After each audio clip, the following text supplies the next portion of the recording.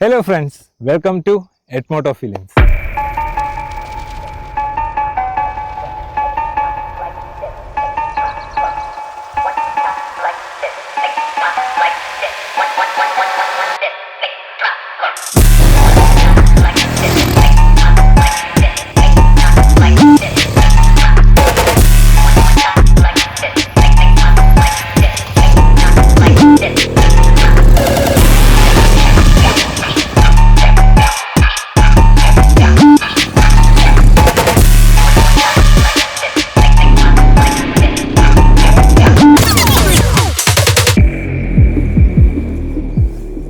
ഇന്ന് നമ്മൾ വന്നിരിക്കുന്നത് എക്സ്പൾസ് 210 സ്റ്റോറിയുടെ ഒരു കണ്ടിന്യൂഷൻ വീഡിയോ ആയിട്ടാണ്. കണ്ടിന്യൂഷൻ വീഡിയോ എന്ന് പറഞ്ഞിട്ടുണ്ടെങ്കിൽ നമ്മളൊരു ലോങ് റൈഡ്, ഒരു സോളോ റൈഡൊക്കെ നടത്തി അത്യാവശ്യം ഹൈവേ പെർഫോമൻസും ഓഫ് റോഡും അത്യാവശ്യം ഈ വണ്ടിയുടെ കേപ്പബിലിറ്റി ഒക്കെ ടെസ്റ്റ് ചെയ്ത് നിങ്ങളിലോട്ടൊരു വീഡിയോ എത്തിച്ചു. ആ വീഡിയോ നിങ്ങൾ ലൈക്കും ഷെയറും കമൻറ്റുമായി ഏറ്റെടുത്തു. അങ്ങനെ ഏറ്റെടുത്ത് ആ വീഡിയോയിൽ വന്നിരുന്ന കുറച്ച് കമൻസ്, ആ കമൻസിൽ വന്ന ഡൗട്ടും കാര്യങ്ങളും ഒക്കെ ക്ലിയർ ചെയ്തുകൊണ്ടുള്ളൊരു വീഡിയോ ആണ് ഈ വീഡിയോ. സോ നമുക്ക് വന്ന കമൻറ്റിൽ ഏറ്റവും വാലിഡ് ആയിട്ട് തോന്നിയ ഒരു കമൻറ്റാണ് ഇതിൻ്റെ പില്ലിയൻ കംഫർട്ട്. നമുക്കും അറിയില്ലായിരുന്നു. നമ്മൾ ഒരു സോളോ റൈഡാണ് നടത്തിയത്. അങ്ങനെ ആ സോളോ റൈഡ് നടത്തി നമുക്ക് കിട്ടിയ ഫീഡ്ബാക്കാണ് നിങ്ങളിലോട്ട് എത്തിച്ചത്. എങ്കിലും എനിക്കും ഡൗട്ട് ഉണ്ടായിരുന്നു, എങ്ങനെയായിരിക്കും ഇതിൻ്റെ ലോങ് റൈഡിന് പില്ലിയൻ കംഫർട്ട് കിട്ടുമോ, അല്ലെങ്കിൽ പില്ലിയൻ എങ്ങനെയാണ് ഫീൽ ചെയ്യുക എന്നൊക്കെ അറിയാൻ വേണ്ടിയിട്ട് എനിക്കും താല്പര്യമുണ്ടായിരുന്നു. സോ അങ്ങനെ നമ്മൾ ഒരു അറൗണ്ട് 300 കിലോമീറ്റേഴ്സ് വരുന്ന ഒരു റൈഡ് നടത്തി. ആ റൈഡിൽ നിന്ന് നമുക്ക് കിട്ടിയ ഫീഡ്ബാക്ക് നിങ്ങളിലോട്ട് എത്തിക്കുന്ന ഒരു വീഡിയോ ആണിത്. So with no delay, let's start the Xpulse 210 story part 2.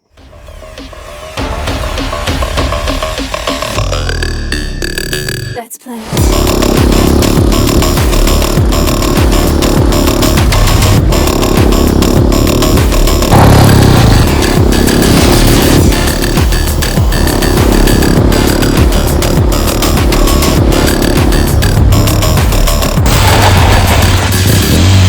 So ഇന്ന് നമ്മൾ ട്രാവൽ ചെയ്യുന്നത് ബാംഗ്ലൂരിൽ നിന്നും ഹൈദരാബാദ് പോകുന്ന റൂട്ടിലുള്ളൊരു ഹൈവേ. ആ ഹൈവേയിൽ ചിക്ബെല്ലാപൂർ എന്ന് പറയുന്ന ഒരു സ്ഥലം. ആ സ്ഥലത്ത് അത്യാവശ്യം ഒരുപാട് മഡ് റോഡുകളും ഉൾ റോഡുകളും ചെറിയ ചെറിയ മലകളും ചെറിയ ചെറിയ കുന്നുകളും ഇതേപോലെയുള്ള മനോഹരമായ പുഴകളും കാര്യങ്ങളും ഒക്കെ ഉള്ളൊരു സൂപ്പർ വീക്കെൻഡ് സ്പോട്ടാണ് ഈ പറഞ്ഞ ചിക്ബെല്ലാപൂരും അതിനോട് അടുത്ത് കിടക്കുന്ന നന്ദി ഹിൽസ് എന്നൊക്കെ നിങ്ങൾ കേട്ടിട്ടുണ്ടാവും. ഇത് അവിടെ നിന്നും ഇനിയും ട്രാവൽ ചെയ്ത് ഒരു 50 കിലോമീറ്റേഴ്സ് 70 കിലോമീറ്റേഴ്സ് ഒക്കെ അവിടെ നിന്ന് ട്രാവൽ ചെയ്തിട്ടുണ്ടെങ്കിൽ പിന്നെയും വരുന്നൊരു സ്പോട്ടാണിത്. സോ നമ്മൾ അറൗണ്ട് ഒരു 300 കിലോമീറ്റേഴ്സ് നമ്മൾ കവർ ചെയ്യുന്നുണ്ട് ടോട്ടൽ. ഡെസ്റ്റിനേഷൻ ഇല്ല, തോന്നുന്ന വഴിയിലൂടെ വണ്ടി ഓടിച്ച് നമ്മൾ ഈ ഒരു ഏരിയ അങ്ങനെ തന്നെ എക്സ്പ്ലോർ ചെയ്യാം എന്നുള്ളൊരു ഇൻറ്റൻഷനുമായിട്ടാണ് നമ്മൾ ഇന്ന് ഇങ്ങോട്ട് വന്നത്. രാവിലെ തന്നെ നമ്മൾ ബാംഗ്ലൂരിൽ നിന്ന് റൈഡ് സ്റ്റാർട്ട് ചെയ്തു. ഈ പില്ലിയനായിരുന്നു നമ്മൾ ഈ പ്രാവശ്യം റൈഡ് ചെയ്യുന്നത്.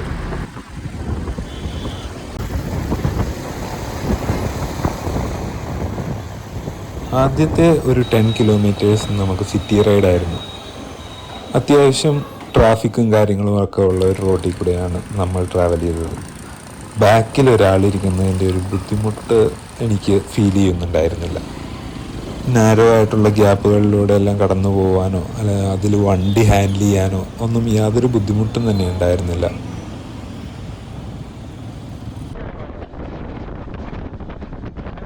ഹൈവേയിലൂടെ ട്രാവൽ ചെയ്ത് തുടങ്ങിയപ്പോൾ തൊട്ടാണ് നമ്മൾ വണ്ടീനെ കുറിച്ച് കൂടുതലായിട്ട് അറിയാൻ തുടങ്ങിയത്. വണ്ടിയുടെ power delivery, braking, comfort, efficiency, ഇതെല്ലാം ഒരു പില്ലിയനെ വെച്ചുകൊണ്ട് ട്രാവൽ ചെയ്താൽ എങ്ങനെയിരിക്കും എന്ന് ടെസ്റ്റ് ചെയ്യലായിരുന്നു ഈ തവണത്തെ നമ്മുടെ ലക്ഷ്യം. തിരക്കുകളൊക്കെ കഴിഞ്ഞ് വീക്കെൻഡിൽ കപ്പിളായും ഫ്രണ്ട്സായും ഒക്കെ ട്രാവൽ ചെയ്യുന്ന ഒരുപാട് ആളുകളുണ്ട്. അവർക്ക് ഈ വണ്ടി ആപ്റ്റായിട്ടുള്ളൊരു മെഷീനായിരിക്കുമോ, അവർക്ക് എങ്ങനെ ഫീൽ ചെയ്യും, ഇതെല്ലാം ടെസ്റ്റ് ചെയ്യുന്ന ഒരു റൈഡായിരുന്നു ഇത്.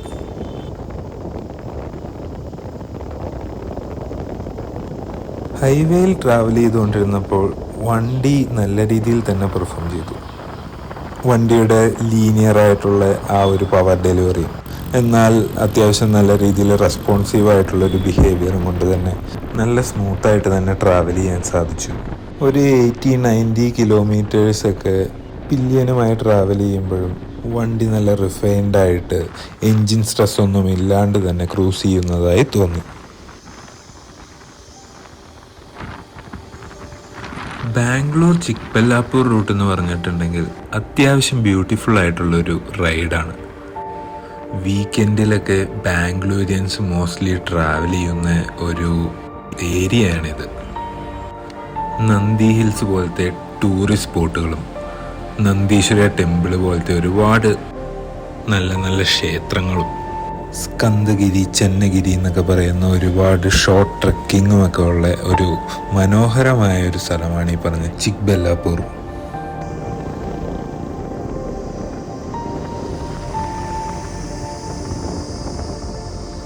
ചിക്ബല്ലാപൂരിൻ്റെ പ്രാന്തപ്രദേശങ്ങളിലോട്ട് അടുത്തുകൊണ്ടിരുന്നപ്പോൾ നമ്മളെ അന്നും ഇന്നും എന്നും വിസ്മയിപ്പിച്ചുകൊണ്ടിരുന്ന ആ ഓഫ് റോഡുകൾ കടന്നെത്തി. നമ്മൾക്ക് ഒരു രീതിയിലും റെസിസ്റ്റ് ചെയ്യാൻ പറ്റാത്ത ആ റോഡുകളിലൂടെ നമ്മൾ കടന്നുപോയി.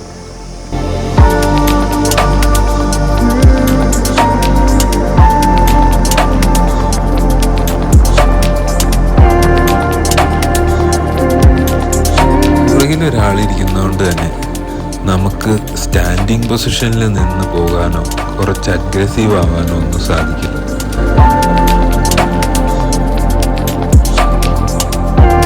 എന്നാലും വണ്ടി അത്യാവശ്യം നന്നായി തന്നെ നമ്മളെ ആ ഓഫ് റോഡുകളിലൂടെ കടന്നു പോകാനും ആ നാടിൻ്റെ കോർ ഭംഗി ആസ്വദിക്കാനും നമ്മളെ വളരെയധികം ഹെൽപ്പ് ചെയ്യുന്നുണ്ടായിരുന്നു. ബാക്കിലൊരാളുടെ വെയിറ്റ് ഉണ്ടെങ്കിലും വണ്ടിയുടെ സസ്പെൻഷനും വണ്ടി നമുക്ക് തന്നെ ആ ഒരു കംഫർട്ടും ഒരു സ്റ്റെബിലിറ്റിയും ഒന്നും എടുത്തു പറയാണ്ടിരിക്കാൻ വയ്യ.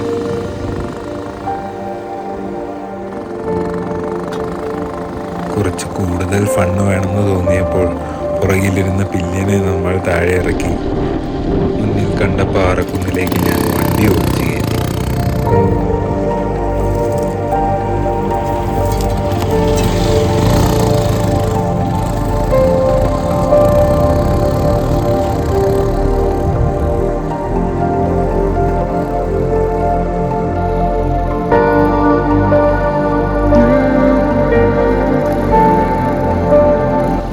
കൂളായി തന്നെ കയറി പോവുകയും എന്നെ ആ ഓരോ നിമിഷവും സന്തോഷിപ്പിക്കുകയും ആനന്ദത്തിൽ ആഴ്ത്തുകയും ഒക്കെ ചെയ്തു.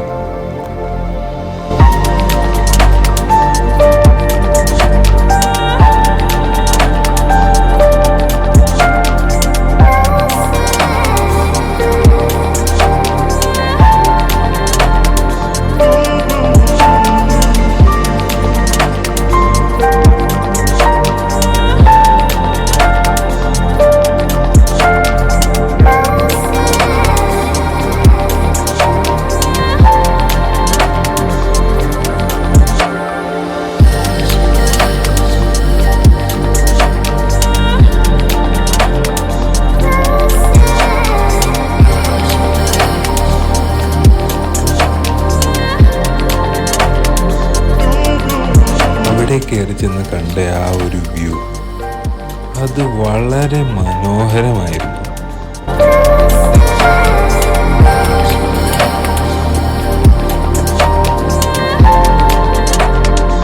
ഇതുപോലെയുള്ള മനോഹരമായ സ്ഥലങ്ങളിലോട്ട് നമ്മളെ യാത്ര ചെയ്യാൻ സഹായിക്കുന്ന വണ്ടികളാണ് അഡ്വഞ്ചർ വണ്ടികളും ഓഫ് റോഡ് വണ്ടികളും. അതുതന്നെയാണ് എന്നെ ഇത്തരം വണ്ടികളിലോട്ട് കൂടുതൽ ആകർഷിക്കുന്നത്. അപ്പോൾ നമ്മൾ ബാംഗ്ലൂർ ഹൈദരാബാദ് ഹൈവേ കൂടെയാണ് ട്രാവൽ ചെയ്തുകൊണ്ടിരുന്നത്. ബാംഗ്ലൂർ ഹൈദരാബാദ് ഹൈവേയിൽ ഒരു 60-70 കിലോമീറ്റേഴ്സ് ട്രാവൽ ചെയ്തപ്പോൾ നമ്മളൊരു ബോർഡ് കണ്ടു, ഇഷ ഫൗണ്ടേഷൻസ്. നമ്മുടെ സദ്ഗുരു നിങ്ങൾക്ക് എല്ലാവർക്കും അറിയാമായിരിക്കും. സദ്ഗുരുവിൻ്റെ ആശ്രമമാണ് ഈ ഇഷ ഫൗണ്ടേഷൻസ്. കോയമ്പത്തൂർ ഇഷ ഫൗണ്ടേഷൻസ് ഉണ്ട്, മുംബൈയിലും ഉണ്ടെന്ന് എനിക്ക് തോന്നുന്നു. അങ്ങനെ പല ഭാഗങ്ങളിലും ഉണ്ട്. നമുക്കടുത്തുള്ളത് ബാംഗ്ലൂരാണ്. സോ നമ്മൾ അവിടെ ഒന്ന് വിസിറ്റ് ചെയ്യാം. ജസ്റ്റ് ഈ വഴി പോകുന്നതായതുകൊണ്ട് തന്നെ നമ്മൾ കുറേ കാലങ്ങൾക്ക് മുമ്പ് ഈ വഴി വന്നതാണ്. അപ്പോൾ ഇതൊന്നുമില്ല ഇവിടെ. ഇതൊരു അബാൻഡൻഡ് ഒരു സ്ഥലമാണ്. ഇപ്പോൾ നമുക്ക് അവിടെ ജസ്റ്റ് ഒന്ന് പോയി ആ കാഴ്ചകളൊക്കെ നിങ്ങളെ ഒന്ന് കാണിക്കാം, എനിക്കും കാണാം എന്നൊക്കെ വിചാരിച്ച് ഈ റൂട്ട് പിടിച്ചതാണ്. അത്യാവശ്യം നല്ല രീതിയിലുള്ള മനോഹരമായുള്ളൊരു സ്ഥലമാണ്. അത്യാവശ്യം വ്യൂവും കാര്യങ്ങളും ഒക്കെ നല്ലൊരു ഭംഗിയുള്ളൊരു സ്ഥലമാണ്. സോ നിങ്ങൾ ബാംഗ്ലൂർ നിന്ന് ട്രാവൽ ചെയ്ത് വീക്കെൻഡൊക്കെ ട്രാവൽ ചെയ്യുന്ന ആൾക്കാരാണെന്നുണ്ടെങ്കിൽ ഒരുപാട് പേര് കണ്ടേക്കുന്ന സ്ഥലമാണ്. ഇനി കാണാത്തവരുണ്ടെങ്കിൽ ജസ്റ്റ് ഒരു ദിവസമൊക്കെ വന്ന് കണ്ടു പോകാവുന്ന ഒരു നല്ലൊരു സ്പോട്ടാണെന്ന് തോന്നുന്നു. ലെറ്റ്സ് ഗോ, നമുക്ക് പോയി എന്ന് കാണാം.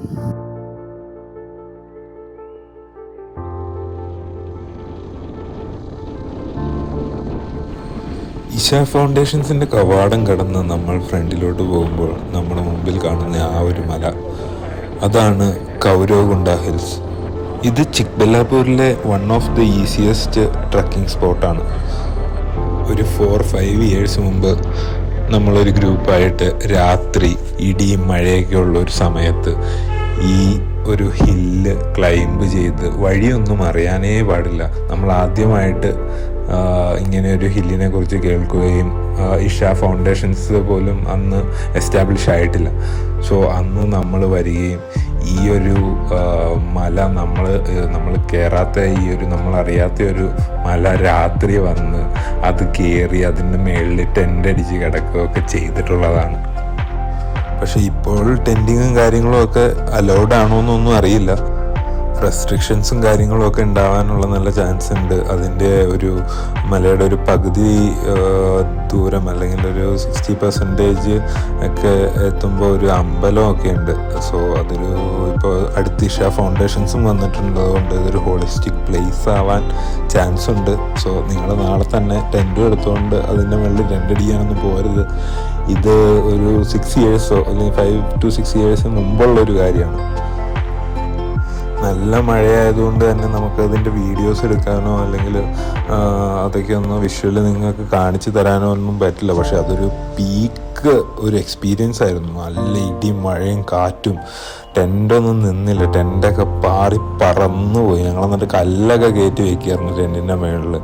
അങ്ങനത്തെ ഒരു ഭയങ്കരമായ എക്സ്ട്രീം ക്ലൈമറ്റിൽ ആ മലയുടെ മുകളിൽ നിന്ന് അത് സർവൈവ് ചെയ്തത് അത് ആക്ച്വലി പേടിപ്പെടുത്തുന്ന ഒരു സീനും പിന്നെ അതിൻ്റെ ആ ഒരു ക്ലൈമറ്റ് വെളുപ്പിനെ ആയപ്പോൾ അവിടെ നമ്മൾ എക്സ്പീരിയൻസ് ചെയ്ത് ആ ഒരു സൺറൈസും രാത്രിയുള്ള ആ ചിക്ബല്ലാപൂർ ഏരിയയുടെ ആ ലൈറ്റും കാര്യങ്ങളും ഒക്കെ അത് ആക്ച്വലി ഒരിക്കലും മറക്കാൻ പറ്റാത്തൊരു ഭയങ്കര ഫീൽ ഗുഡ് ആയിട്ടുള്ളൊരു മൊമെൻ്റായിരുന്നു.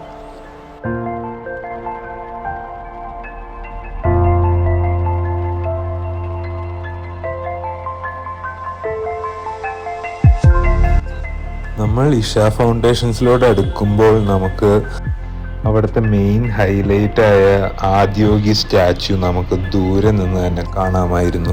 വലിയൊരു Shiva statue, Lord Shiva meditate ചെയ്യുന്ന പോസ്റ്ററിലിരിക്കുന്ന ആദിയോഗി ആ ഒരു സ്റ്റാച്യു അതിമനോഹരമാണ്. ആക്ച്വലി അവർ ബിൽഡ് ചെയ്തേക്കുന്നത് ആ സറൗണ്ടഡ് ബൈ ആ ഒരു ഹിൽസിൻ്റെ ഒക്കെ നടുവിലായിട്ട്.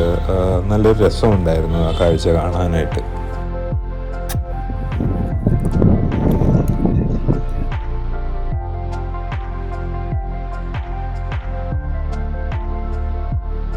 അപ്പോൾ നമുക്ക് ഉള്ളിൽ പോയി എങ്ങനെയുണ്ട് ഈ സ്ഥലം ഒന്നൊന്ന് എക്സ്പ്ലോർ ചെയ്യാം. Let's go.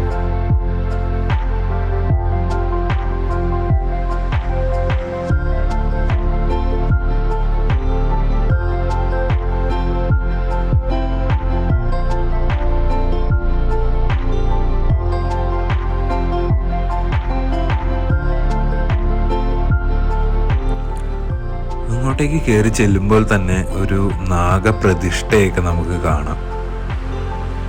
ആളുകൾ അതിൻ്റെ ഉള്ളിൽ കയറി പ്രാർത്ഥിക്കുകയും തൊഴുകയും ഒക്കെ ചെയ്യുന്നുണ്ട്.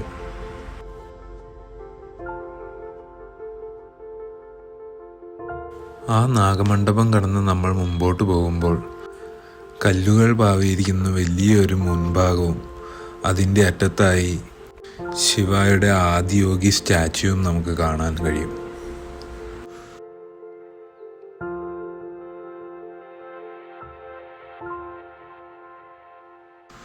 112 അടിയാണ് ഈ സ്റ്റാച്യുവിൻ്റെ ഉയരം. ആദ്യത്തെ യോഗിയായ ശിവൻ മോക്ഷത്തിലോട്ടെത്താൻ പഠിപ്പിച്ച 112 വഴികളെയാണ് ഇത് റെപ്രസെൻ്റ് ചെയ്യുന്നത്.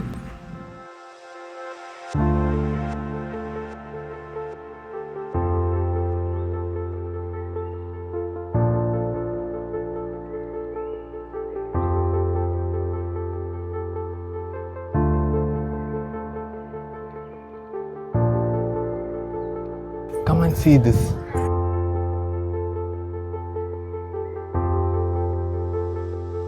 വലിയ കയറൊന്നും അല്ല ഇട്ടിരിക്കുന്നത്, രുദ്രാക്ഷമാണ്.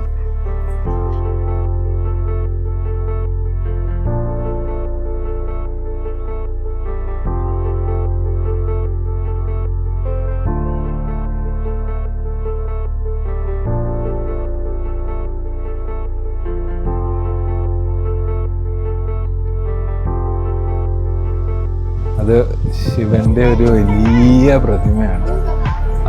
ശിവനെ നോക്കിയിരിക്കുന്ന ഒരു നന്ദി.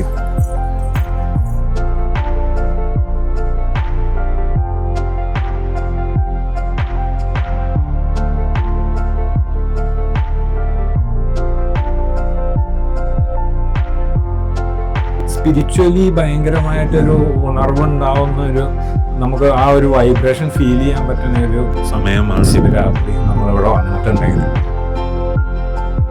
ഇപ്പോഴും നമുക്കത് ഫീൽ ചെയ്യാം. നമുക്ക് കുറേ കൂടി പീസ്ഫുള്ളായിട്ടാണ് തോന്നുന്നത്. നമുക്ക് ഇവിടുന്ന് പയ്യെ മടങ്ങാം. അതെ അതെ, ഇതൊരു പിൽഗ്രിമേജ് വ്ളോഗായിട്ട് മാറ്റാൻ എനിക്ക് താല്പര്യമില്ലാത്തത് കൊണ്ട് വന്ന വഴിക്ക് ജസ്റ്റ് ഒന്ന് കയറി കറങ്ങി കാണിച്ചു എന്നുള്ളത്. ഇഷയിലെ കാഴ്ചകളെല്ലാം കഴിഞ്ഞ് തിരിച്ചു പോകുന്ന വഴി നമുക്കൊരാഗ്രഹം തോന്നി. ആ കൗരവകുണ്ട ഹിൽസിലുള്ള ആ ഒരു ടെമ്പിള് വരെ വണ്ടി ഓടിച്ച് കയറ്റാൻ പറ്റുമോ എന്ന്. തൊട്ടടുത്ത് കണ്ട ആ കടയിൽ ചോദിച്ച് അതിൻ്റെ മുകളിലായിട്ട് വണ്ടി ഓടിച്ച് കയറ്റാമോ എന്ന് ഉറപ്പ് വരുത്തിയ ശേഷം ഞങ്ങൾ ആ മല ലക്ഷ്യമാക്കി വണ്ടി ഓടിച്ച് കയറ്റി. അത്യാവശ്യം നല്ല സ്റ്റീപ്പായിട്ടുള്ളൊരു മല തന്നെയാണിത്.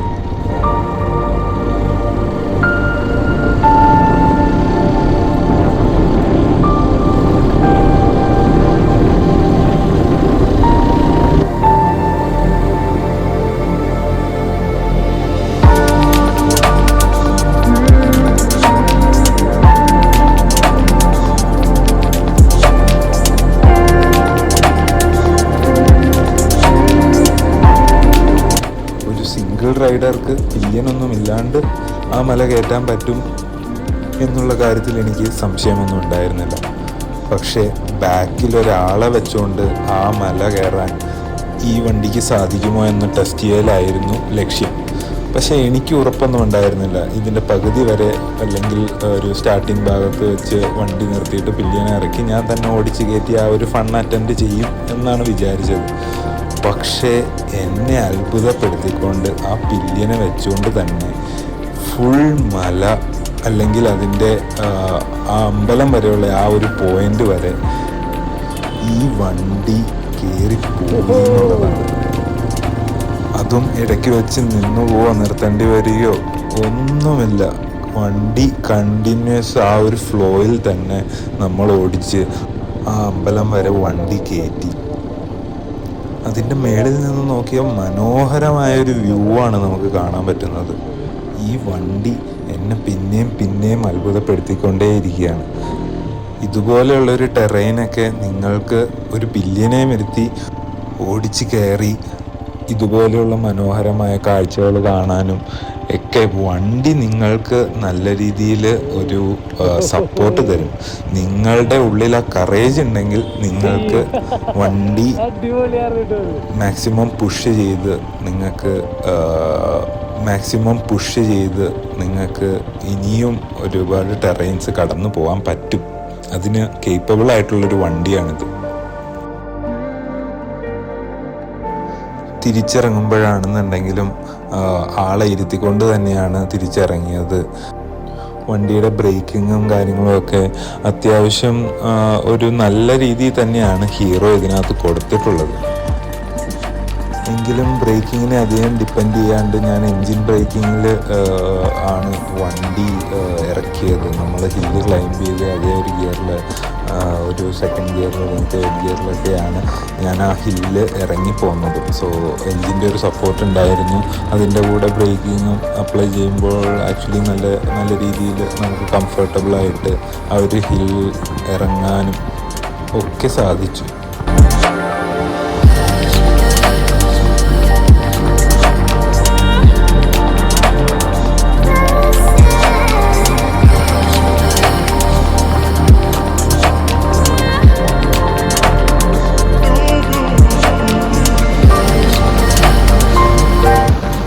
പിന്നെയും അവിടുന്ന് യാത്ര തുടർന്ന് മനോഹരമായ പല വഴികളിലൂടെയും യാത്ര ചെയ്യുകയും ഓഫ് റോഡുകളിലൂടെ കടന്നുപോയി നല്ല ഭംഗിയുള്ള ലാൻഡ്സ്കേപ്പിൽ കൃഷിയിടങ്ങളുടെ നടുവിലൂടെ വണ്ടി ഓടിച്ച് നമ്മൾ ഒട്ടും എക്സ്പെക്റ്റ് ചെയ്യാത്ത എന്നാൽ നല്ല ഭംഗിയുള്ള സ്ഥലങ്ങളിൽ എത്തിച്ചേരാൻ സാധിച്ചു.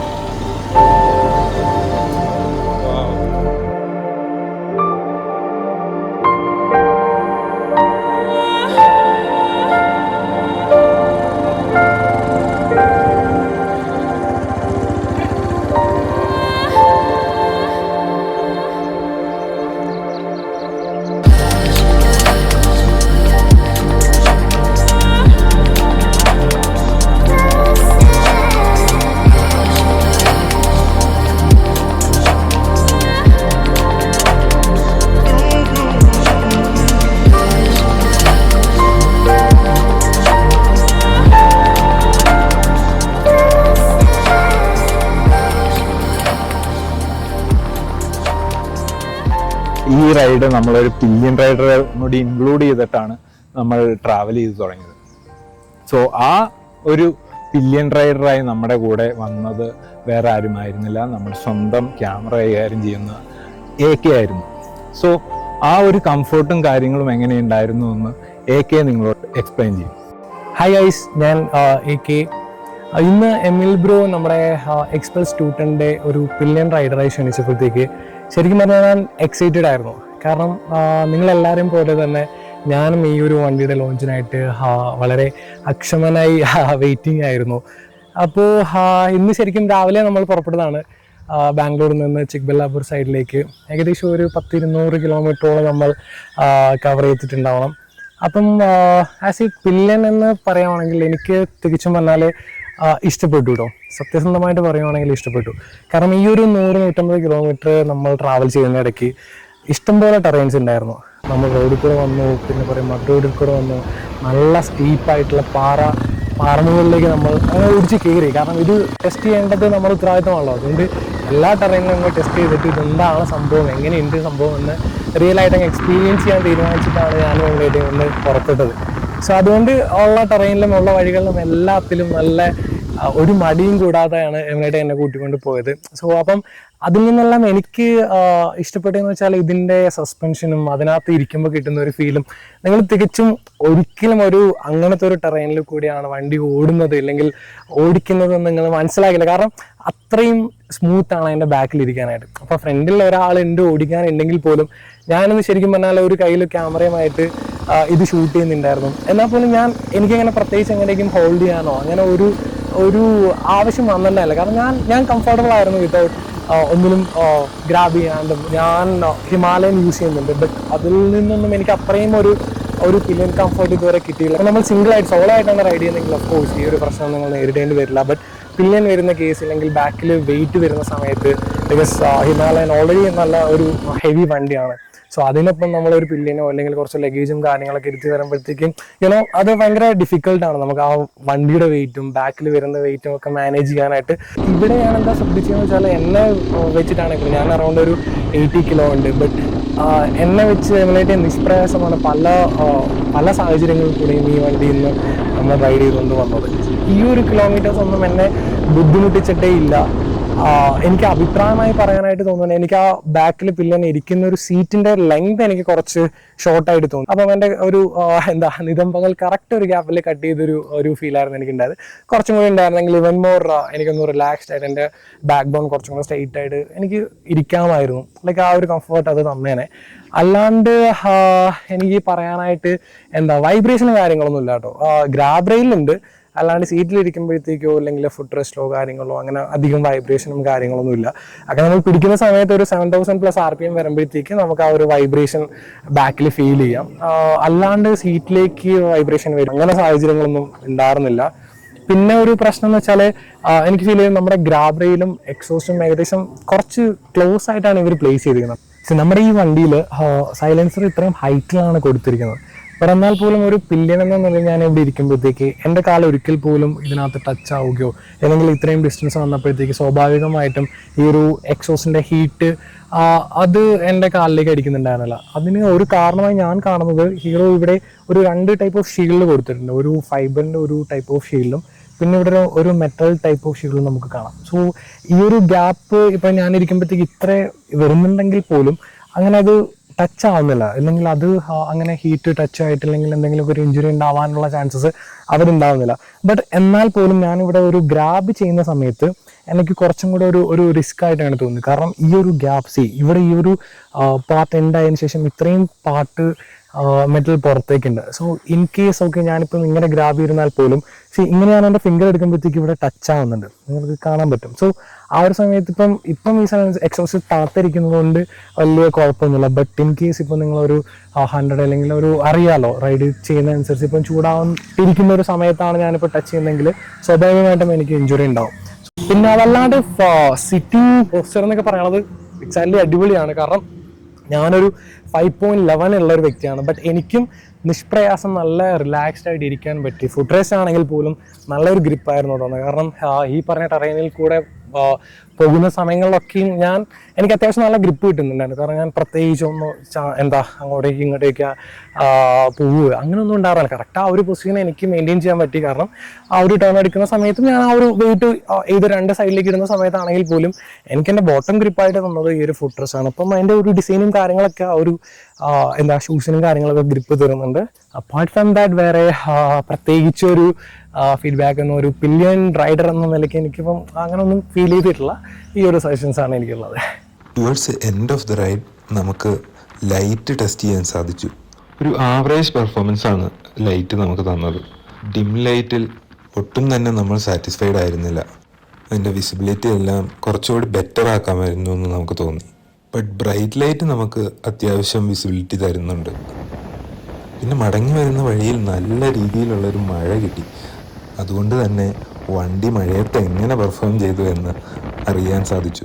മഴയത്ത് നമ്മൾ അത്യാവശ്യം ഒരു ആവറേജ് സ്പീഡിലെല്ലാം യാത്ര ചെയ്യുമ്പോൾ ഫ്രണ്ടിലത്തെ ടയറിൽ നിന്നും അടിച്ചു വരുന്ന ആ വെള്ളം മഡ് ഗാർഡും കിടന്ന് വിൻഷീൽഡും കിടന്ന് നമ്മളുടെ മുഖത്ത് വരെ എത്തുന്നുണ്ടായിരുന്നു. സോ മഴയത്ത് നിങ്ങൾ ഹൈവേയിലെല്ലാം ട്രാവൽ ചെയ്യുകയാണെന്നുണ്ടെങ്കിൽ ഫുൾ കവേർഡ് ആയിട്ടുള്ള ഗ്ലാസ്സൊക്കെ ഫ്രണ്ടിലുള്ള ഹെൽമെറ്റ് യൂസ് ചെയ്യുകയായിരിക്കും ബെറ്റർ. അപ്പാർട്ട് ഫ്രം ദാറ്റ് ടയറൊക്കെ നല്ല രീതിയിൽ തന്നെ ഗ്രിപ്പ് തരുന്നുണ്ടായിരുന്നു, നമുക്കൊരു കോൺഫിഡൻസ് തരുന്നുണ്ടായിരുന്നു. ബ്രേക്കിംഗ് ഒക്കെ അത്യാവശ്യം ഡീസൻറ്റും ആയിരുന്നു. സോ ഇന്നത്തെ ഒരു റൈഡ് ആക്ച്വലി നമ്മൾ ഒരു ടെസ്റ്റ് ഡ്രൈവ് ആയിട്ട് അല്ലെങ്കിൽ വണ്ടി ടെസ്റ്റ് ചെയ്യാനായിട്ട് പില്ലിനെ വെച്ച് ഒരു ലോങ് റൈഡൊക്കെ അടിക്കാമെന്ന് വിചാരിച്ച് ഇറങ്ങിയതാണെന്നുണ്ടെങ്കിലും ഓൺ ദ വേയിൽ ഞങ്ങളിതൊരു ടെസ്റ്റ് ഡ്രൈവ് ആണെന്നോ അല്ലെങ്കിൽ ഇതൊരു ഒരു ടെസ്റ്റ് വീഡിയോ ആണെന്നോ ഒന്നും ഞങ്ങൾക്ക് തോന്നിയില്ല. ഞങ്ങൾ വണ്ടി എടുത്ത് കുറച്ച് ദൂരങ്ങൾ കടന്ന് ഞങ്ങൾ ഓഫ് റോഡുകളിലൂടെയൊക്കെ കടന്നുപോയി, കുറച്ച് ഉൾ റോഡുകളിലൂടെയൊക്കെ കടന്നുപോയി. ഞങ്ങൾ പല ടെറൈൻസും പില്ലിനെ വെച്ച് ഞങ്ങൾ ടെസ്റ്റ് ചെയ്തു. Highways of course highways test ചെയ്ത് കഴിഞ്ഞ് മഡ് റോഡുകൾ, അത് കഴിഞ്ഞ് സ്റ്റീപ്പ് ക്ലൈംബുകൾ, അത്യാവശ്യം പാറയും കാര്യങ്ങളും ഒക്കെ ഉള്ള ഒരു നല്ല സ്റ്റീപ്പാണ്. സിംഗിൾ റൈഡർ ആണെന്നുണ്ടെങ്കിൽ ഓക്കെ, സിംഗിൾ റൈഡർക്ക് ഓടിച്ച് കയറ്റാൻ പറ്റും. വിത്ത് പില്യൻ ഞാൻ ഒരിക്കലും പ്രതീക്ഷിച്ചില്ല ഈ വണ്ടി ഇങ്ങനെ ഇത്രത്തോളം നല്ല രീതിയിൽ പെർഫോം ചെയ്യുന്നു. ഞാൻ വണ്ടി ആ ഒരു സ്റ്റീപ്പ് ക്ലൈംബിൽ നിന്ന് സ്റ്റാർട്ട് ചെയ്തപ്പോൾ എനിക്കൊരു ഡൗട്ട് ഉണ്ടായിരുന്നു ഇത് കയറണ വരെ പോട്ടെ എന്ന് വിചാരിച്ച് ഞാൻ വണ്ടിയെ പുഷ് ചെയ്ത് ആ മൊമെന്റം കീപ്പ് ചെയ്ത് പോയിക്കൊണ്ടിരുന്നപ്പോൾ ആക്ച്വലി എന്നെ വണ്ടി ഭയങ്കരമായിട്ട് സർപ്രൈസ് ചെയ്യിച്ചുകൊണ്ടേ ഇരിക്കുമായിരുന്നു. കഴിഞ്ഞ റൈഡ് പോലെയല്ല, ഇത് പില്യനും വെച്ചിട്ട് ഞാൻ ആ സ്റ്റീപ്പ് ക്ലൈംബ് കയറി. വണ്ടിയുടെ ഫ്രണ്ട് കുറച്ച് പൊങ്ങുന്നുണ്ടായിരുന്നു, ബാക്കിൽ വെയിറ്റ് വരുന്നതുകൊണ്ട്. അപ്പോൾ ഞാൻ കുറച്ച് ഫ്രണ്ടിലോട്ട് കയറി ഇരുന്ന് ആ ലോഡ് ഫ്രണ്ടിൽ കൊടുത്ത് വണ്ടിയുടെ എൻജിൻ യാതൊരു രീതിയിലൊരു സ്ട്രെസ്സും കാണിച്ചില്ല എന്നുള്ളതാണ് ഏറ്റവും വലിയൊരു കാര്യം. അപ്പോൾ ഒരു പില്യൻ റൈഡറെയൊക്കെ വെച്ചുകൊണ്ട് നിങ്ങളൊരു വീക്കെൻഡൊക്കെ പ്ലാൻ ചെയ്ത് നിങ്ങൾ ടൂറിങ്ങിനൊക്കെ പോവുകയാണെന്നുണ്ടെങ്കിലും നിങ്ങൾക്ക് അത്യാവശ്യം നല്ല രീതിയിൽ കംഫർട്ട് തരുന്നൊരു വണ്ടിയാണിത്. സോ ഞാൻ ഈ വണ്ടിയിൽ വളരെയധികം സാറ്റിസ്ഫൈഡ് ആണ്. ഇനിയും ഒരുപാട് സ്ഥലങ്ങളിൽ ഈ വണ്ടിയുമായിട്ട് സോളോ ആയിട്ടും, പില്യൻ വരുമ്പോൾ നമ്മൾ അവരെ ഒഴിവാക്കാറില്ല, പില്യനുമായിട്ടും ഇനിയും കൂടുതൽ യാത്രകൾ ചെയ്യാനായിട്ട് വണ്ടി തന്നെ പ്രേരിപ്പിച്ചുകൊണ്ടേ ഇരിക്കുകയാണ്. സോ ഇനിയും ഒരുപാട് യാത്രകൾ ഉണ്ടാവും, ഒരുപാട് വണ്ടി നമ്മൾ ടെസ്റ്റ് ചെയ്യണ പല ഘട്ടങ്ങളുണ്ടാവും, പല മോഡിഫിക്കേഷൻസ് ഉണ്ടാവും, വണ്ടി വെച്ച് നമ്മൾ പോകുന്ന പല പരിപാടികളുണ്ടാവും. അപ്പോൾ ഇതെല്ലാം നിങ്ങൾക്ക് കാണണമെങ്കിൽ നിങ്ങൾ ഈ ചാനൽ സബ്സ്ക്രൈബ് ചെയ്യുക. ഇതുവരെ സബ്സ്ക്രൈബ് ചെയ്ത എല്ലാവർക്കും നന്ദിയുണ്ട്. ഈ വീഡിയോ നിങ്ങൾക്ക് ഇഷ്ടമായെന്നുണ്ടെങ്കിൽ നിങ്ങൾ അത് ലൈക്കായും ഷെയറായും കമൻറ്റായും അറിയിക്കുക. നിങ്ങൾക്ക് ഇനിയും സ്റ്റിൽ ഡൗട്ട്സ് ഉണ്ടെങ്കിൽ നിങ്ങൾക്ക് കമൻറ്റിലൂടെ ചോദിക്കാവുന്നതാണ്. എനിക്ക് പറ്റാവുന്ന രീതിയിൽ ഞാൻ ആ ഇൻഫർമേഷൻസ് തരും. സോ ഇന്നത്തെ വീഡിയോ ഇവിടെ അവസാനിക്കുന്നു. അടുത്തൊരു വീഡിയോ ആയി കാണുന്നവരെ പീസ് ഔട്ട്.